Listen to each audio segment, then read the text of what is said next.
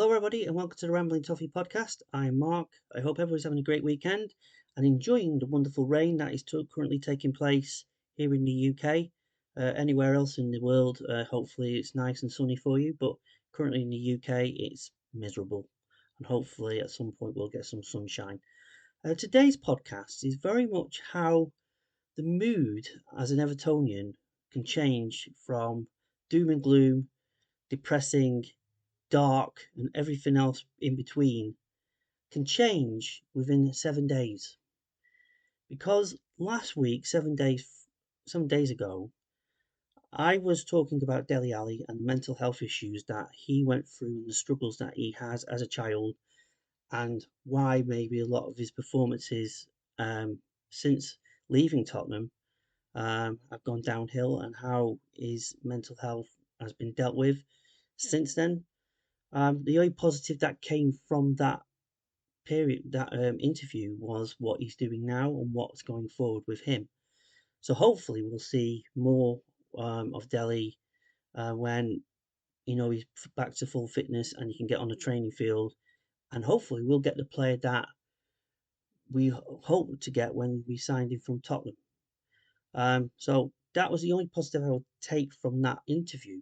But predominantly, everything before that interview and leading up to the last 7 days has been negative, negative, negative. At that point in time, 7 days ago, we had not signed any players. I think Ashley Young has only just signed. And the bearing contention regarding that signing, regarding his age, and the feeling that, that's just a recruitment issue and we're signing 38-year-old players and that's not good enough. And the feeling that, okay, yes, we've signed him because of his experience and what he can bring to the team in that sense. But a lot of fans across the board were very split on that signing. But also at that point in time, my thinking was at that time, again, it's how the club are being run at the moment. Specifically going through a transitional period that they are.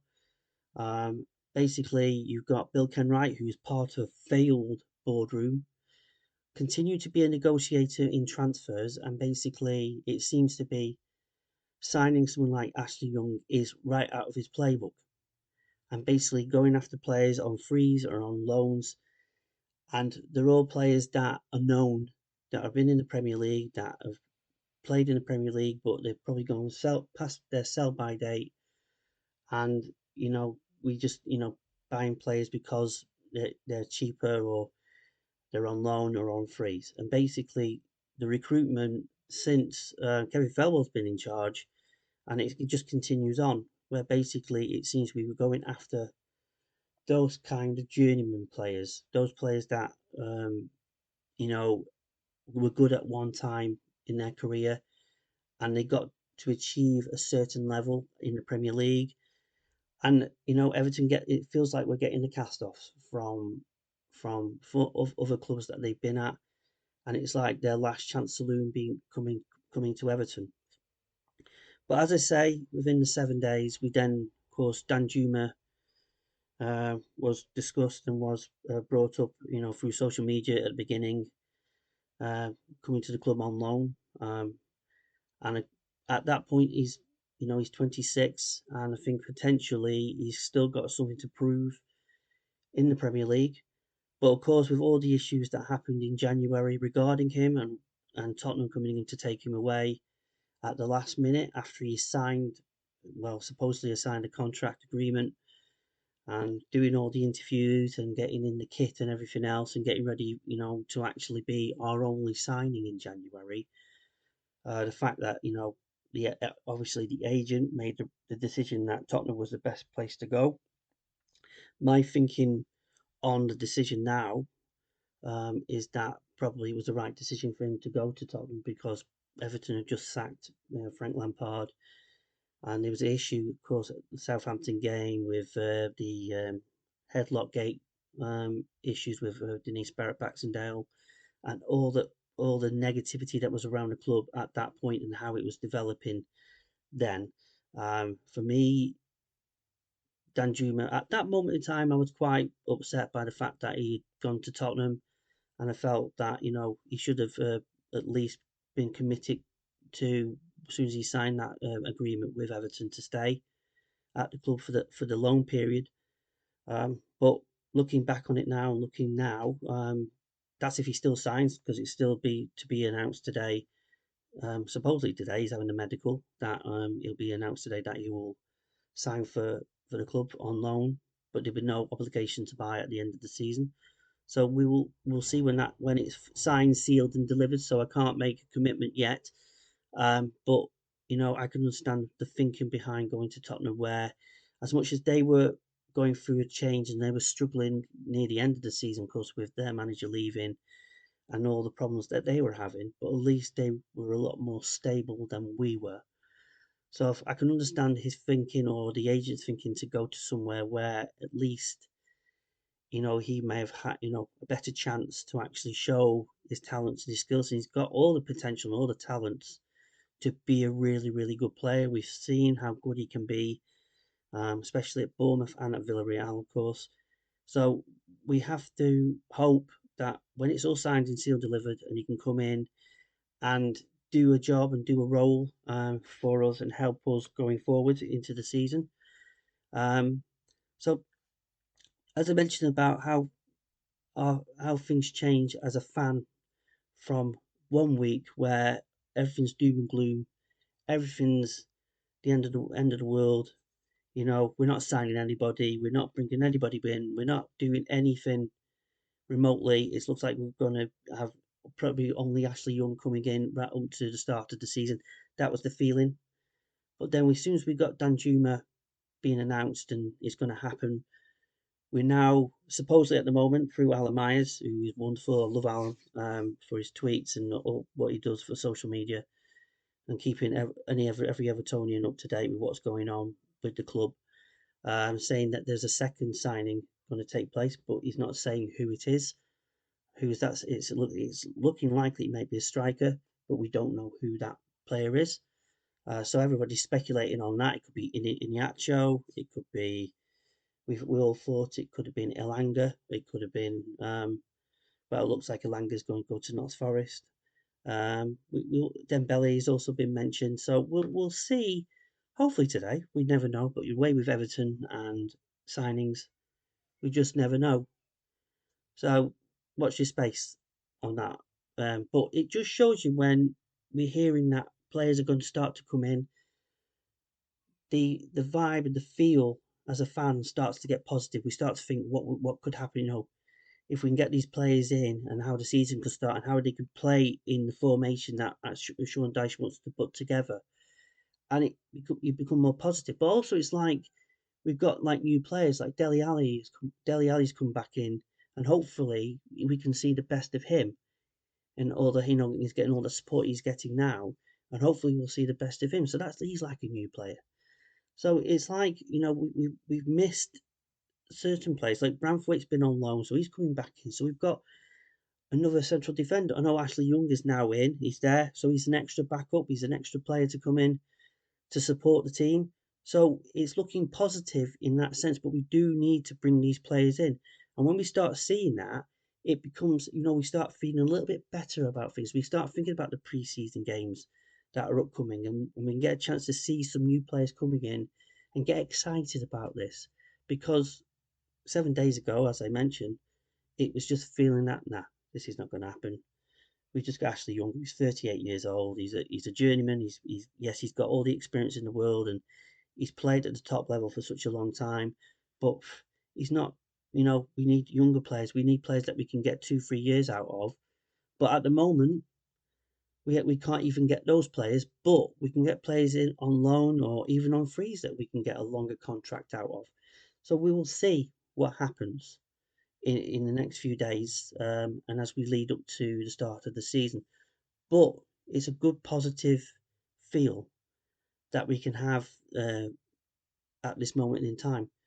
And it's great to have that. So that's the positive, but it just shows you how mentally we as a fan base, because of all the things that's going on behind the scenes at the club through the board and the transitional period, that with the resignations and still having Bill Kenwright as chairman, still having, waiting for MSP to get the sign off to invest and be part of the football club and start the process of changing the culture that at the football club. Because at the moment, as much as we're getting this positivity about players coming in, there is still those little niggling things that need to be sorted and dealt with. Because at this moment in time, we can't move forward. It's all right bringing these players in, we can be positive about those players, but the club's still not moved. Because as much as I'm being positive about what's happening this week and and the way forward as for players coming in, nothing's changed at board level. Nothing's changed yet. Yes, we've had a transitional period what they're going through, but it's same old, same old. At the moment, when you look at commercially, it's like boxed. There's now the shirt sleeve sponsor has left and looking for more lucrative deals. Um, what will that deal be? Is it a positive that we are going to get a new sleeve sponsor? So watch your space on that. But there's no kind of communication, no plan, no direction, no way that we're going to go forward as a club. Where did he want us to go? It just seems to be that their plan is to get us in that stadium. As soon as we're in the new stadium, everything's going to be hunky dory and everybody's going to be wonderful and we're going to make lots and lots of money. But that's not always, we want the now. What's going to happen now between now and getting there? What's the plan going forward? The CEO who is currently in charge, Colin Chong, who's his role should have been sat down for an interview and said, "This is our plan going forward. This is what we want to do. We want to get into a position that we can get into the stadium, that we can, get the structure right, get everything in the right position for when the new team comes in.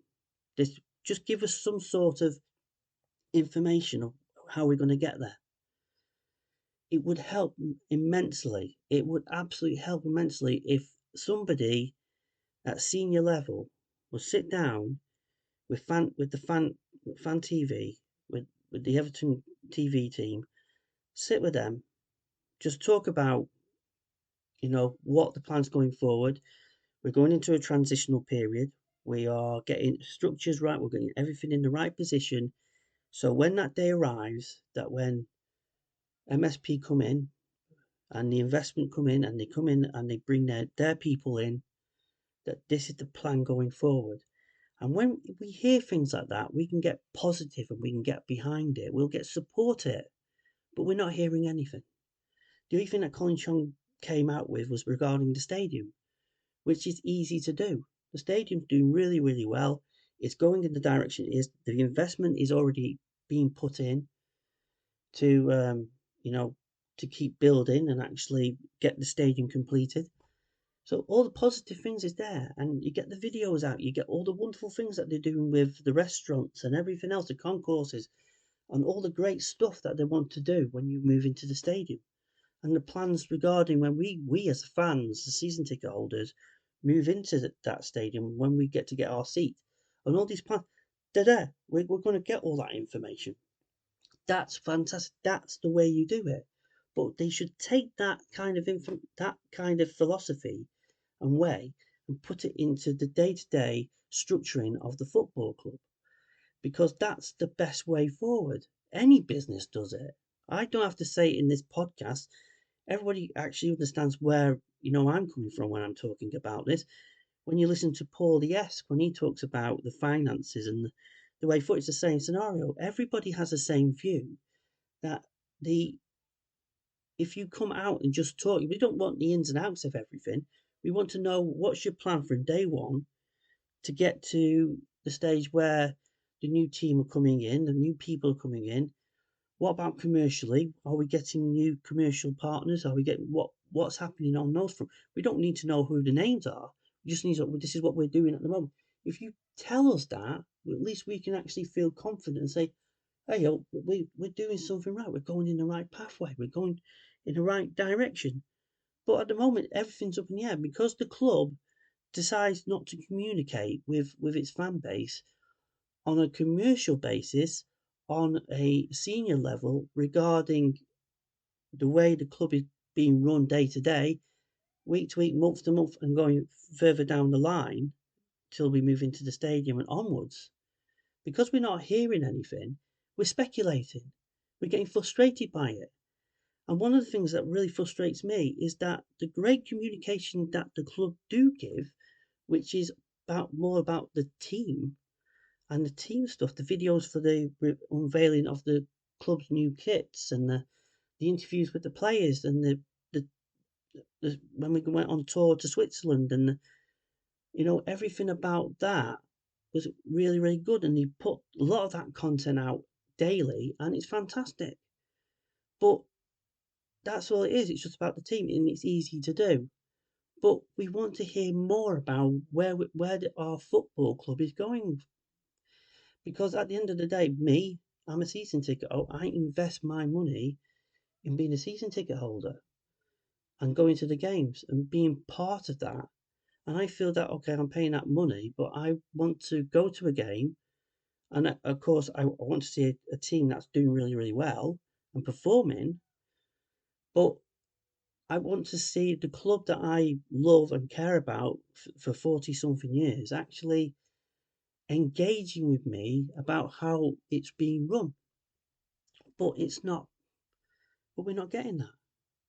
And until this transitional period comes to an end and we get new people in, and hopefully MSP being the people that are coming in, they bring the right people in to um, to do the communication.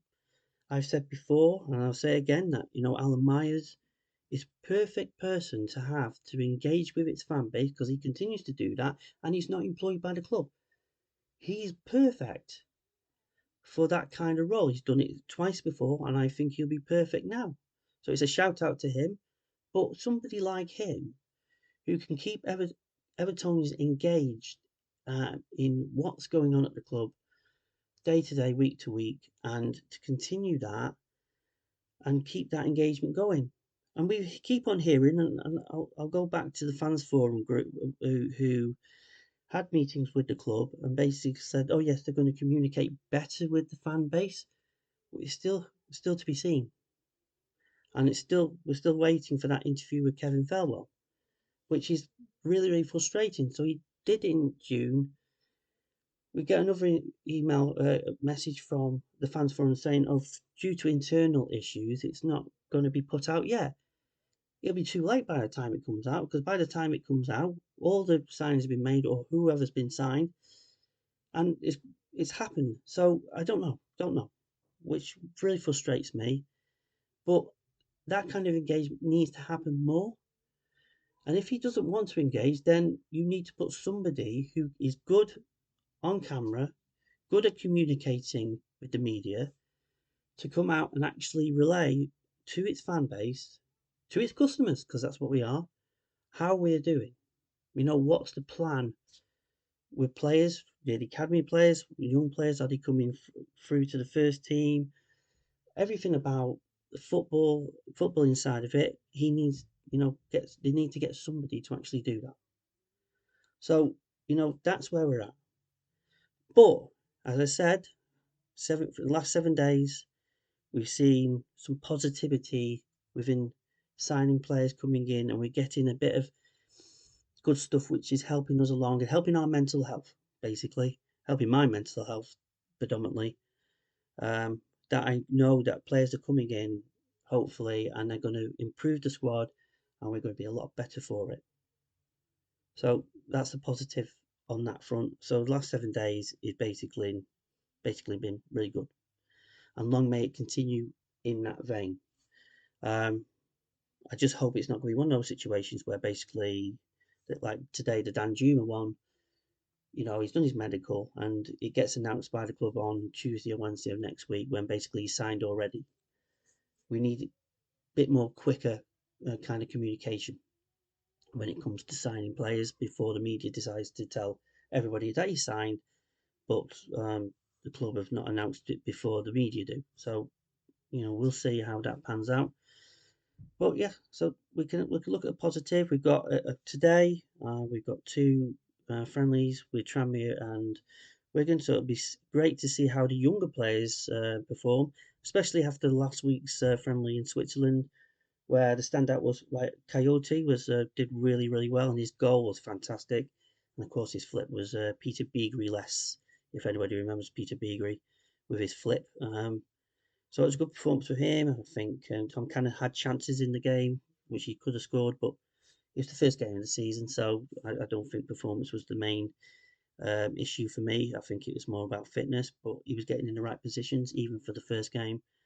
So yeah, just Lewis Warrington and many of the younger players. And I think Dwight McNeil started off really well as well, showed what he's really how well he's playing, and he left off from last season. So that's a good positive.